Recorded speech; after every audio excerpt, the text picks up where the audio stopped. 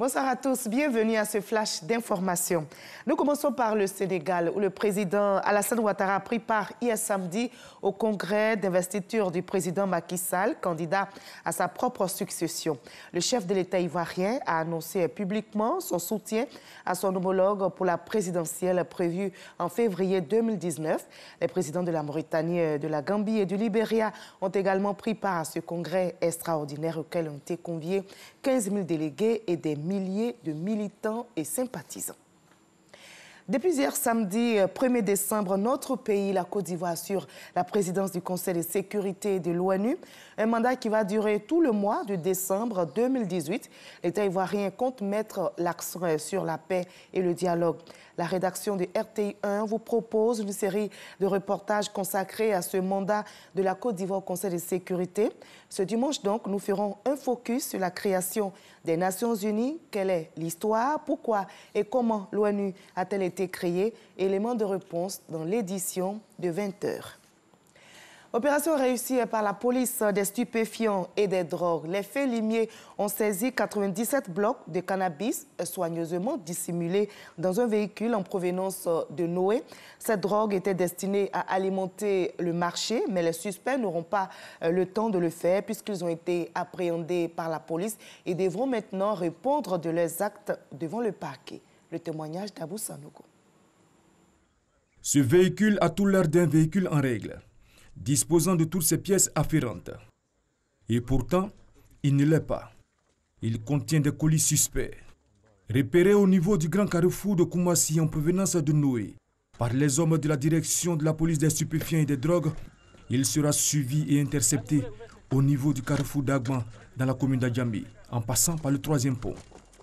Une première fouille ne laisse rien transparaître. Mais les fins limiers de la police des stupéfiants et des drogues conduisent le véhicule à leur base pour une fouille plus minutieuse.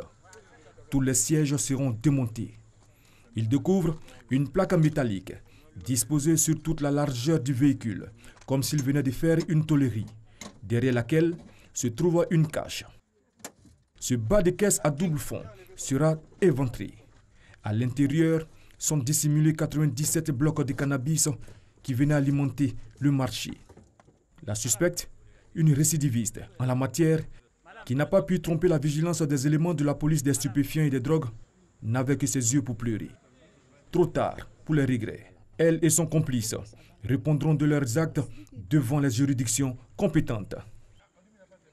Abidjan est la capitale du coton et depuis ce dimanche jusqu'au 6 décembre prochain, 29 pays membres du comité consultatif international du coton sont donc sur les bords de la lagune Ébrié pour cette grande messe de la toile de l'économie cotonnière mondiale. Notre reporter Noël Nyagno va nous replonger dans l'édition de 20h dans la filière coton, une filière marquée cette année 2018 par des performances jamais égalées dans l'histoire du coton ivoirien.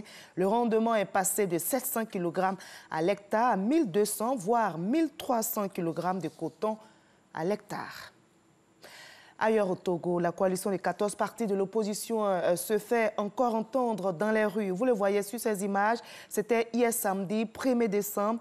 Plusieurs militants de l'opposition ont investi donc la rue à travers le pays pour dénoncer le test de la réforme constitutionnelle soumis à l'Assemblée par le gouvernement ainsi que la tenue des législatives le 20 décembre prochain, scrutin dont l'organisation n'inclut pas l'opposition. Faute donc de trouver les voies nécessaires, le vote du test a été ajourné.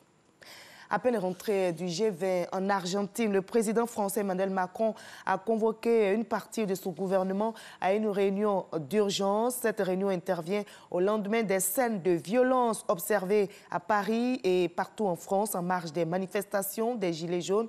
Manifestation organisée à l'origine en protestation contre la vie chère. Le président Macron demande au Premier ministre Édouard Philippe de recevoir dans un bref délai les chefs de parti et des représentants des Gilets jaunes afin de trouver une issue à cette crise. On va se retrouver à 20h pour la grande édition. À tout à l'heure.